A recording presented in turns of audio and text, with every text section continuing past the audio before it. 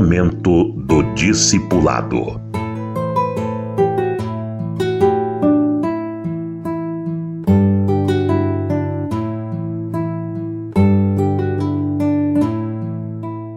O discipulado que o Jefté praticou. Quem foi Jefté?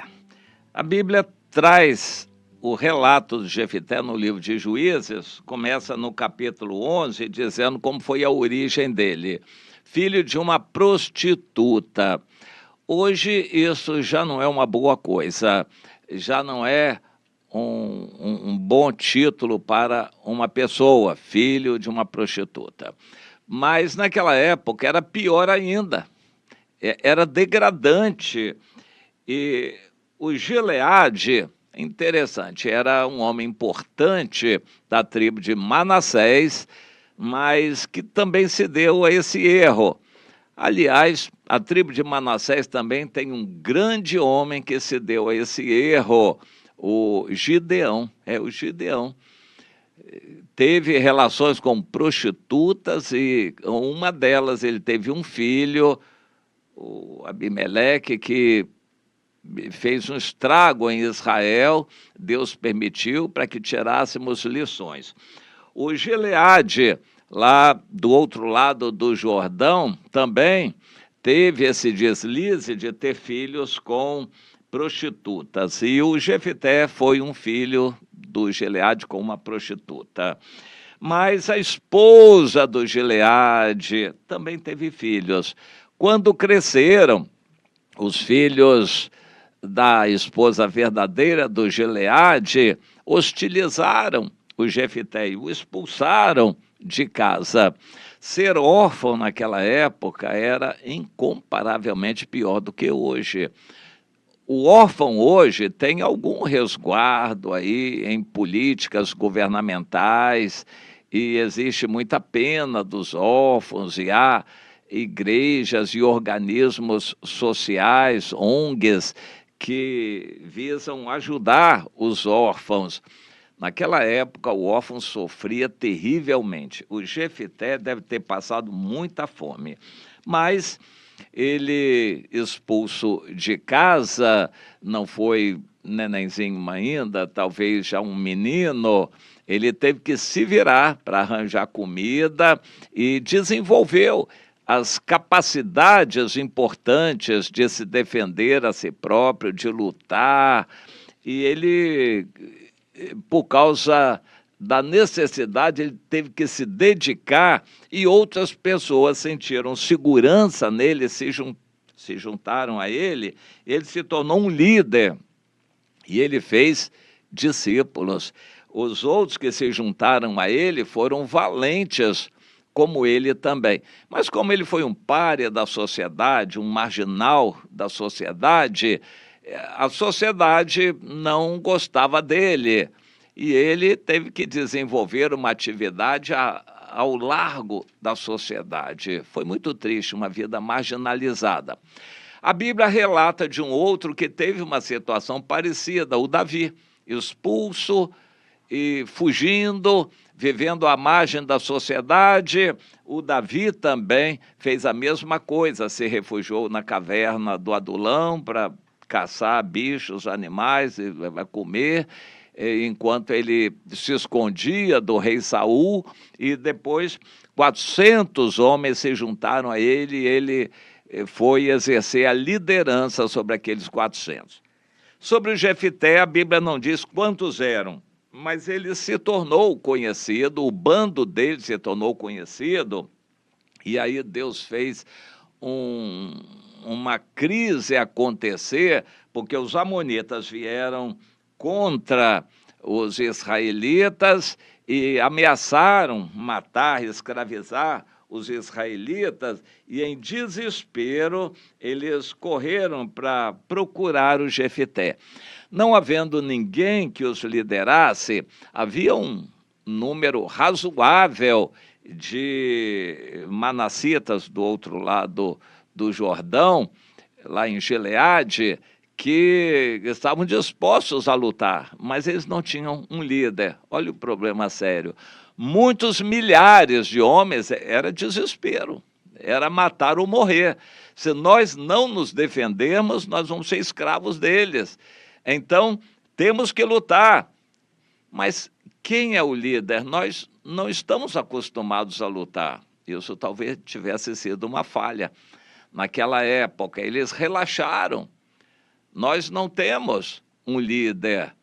A Europa, no pós-Segunda Guerra Mundial, desenvolveu uma mentalidade pacifista, achando que eles seriam eternamente guardados e um povo preservado. Eles não queriam mais saber de guerra, não iriam investir mais em guerra, e aí as coisas estão mostrando que eles estavam errados. Hoje, por causa disso, sem condições de retomar uma corrida armamentista, sem condições de se defender perante a Rússia, por exemplo, nem perante a Turquia eles conseguem se defender, eles então caíram no colo dos Estados Unidos. A Europa hoje está totalmente dependente dos Estados Unidos para defendê-los, e isso muda por completo a geopolítica deste nosso tempo, fazendo cumprir as profecias bíblicas. Procure entender isto.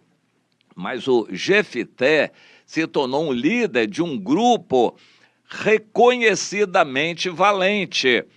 Os manassitas de Gileade, que estavam ameaçados pelos amonitas, sabiam que tinham que lutar, mas eles não tinham experiência, não tinham investido em treino de guerra, não sabiam guerrear e precisavam de um líder.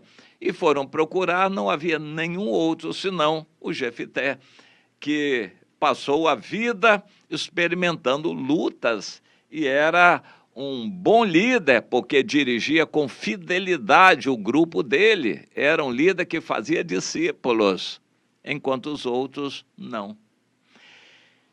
Eles foram se humilhar, os manassitas se humilharam diante do Jefité. O Jefité diz: vocês me expulsaram, como é que vocês agora me querem? É exatamente por isso, porque agora não temos mais quem nos defenda e viemos a você.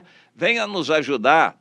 Se eu ajudar vocês, eu vou ser o líder de vocês, nós vamos reconhecer você como nosso chefe aqui, nosso líder. Então tá bom, tá feito o acordo. Se Deus me der essa vitória, eu vou ser o líder de vocês.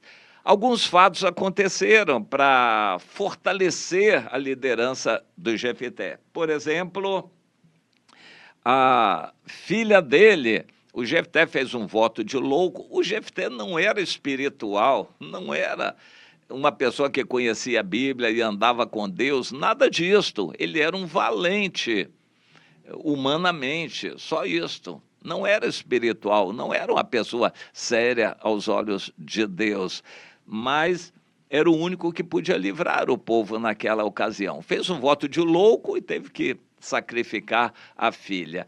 Isto foi permitido por Deus, na sua soberania, para que o Jefité se endurecesse contra os amonitas e contra os efraimitas. Porque depois da vitória, aí vieram os de Efraim e disseram: mas vocês de Manassés foram lutar sozinhos, não nos chamaram, nós vamos dar uma lição em vocês. Ah, é?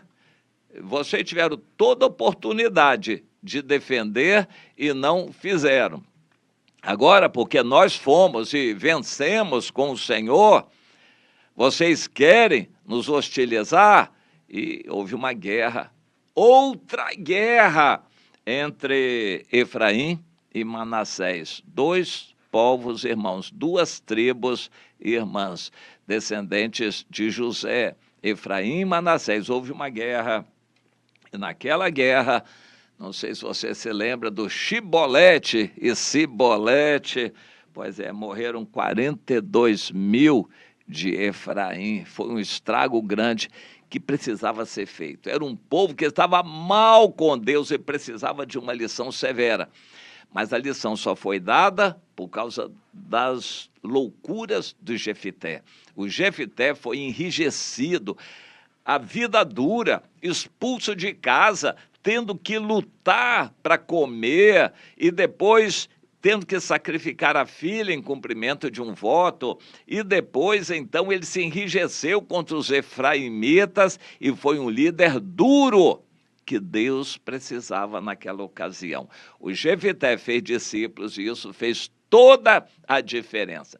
De que vale um crente sozinho na igreja? Passa uma vida inteira na igreja, ele não ganha ninguém, não faz um discípulo.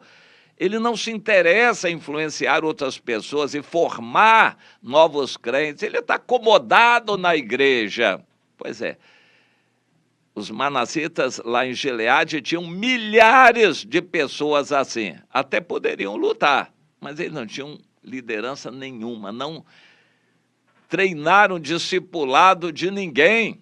Eram pessoas despreparadas para a vida. Hoje, igrejas há, cheias de gente, igrejas massificadas, entupidas de gente que não é capaz de nada, crentes que não conseguem ganhar uma outra pessoa, não conseguem evangelizar ninguém, não discipulam ninguém, só sabem fazer número na igreja, encher igrejas grandes. Claro que eles não vão para igrejas pequenas, eles vão para as grandes. Infelizmente, são como aqueles manassitas de Gileade, que eram milhares, mas incapazes de liderar qualquer coisa. Infelizmente, muitas igrejas estão assim e Deus está entristecido. Meu irmão, acorde enquanto é tempo e comece a desenvolver discipulado. Não espere que as dificuldades da vida, as perseguições ao evangelho, forcem você a ter que fazer algum discípulo. Comece e não se acomode em igreja, principalmente em igreja grande.